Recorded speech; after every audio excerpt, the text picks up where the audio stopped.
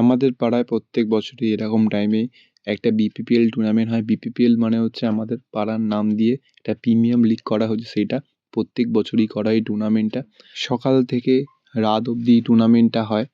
তো আমি এসে গেছি রাত্রিরে দেখবো বলে, সকালে আমার টাইম হয়নি, রাত্রিরে দেখবো বলে এসেছি। এখন একটা ম্যাচ হচ্ছে, খেলা শুরু হয়ে গেছে, আমি আর কোনো কথা বলবো না, তোমরা এবার খেলাটা দেখো।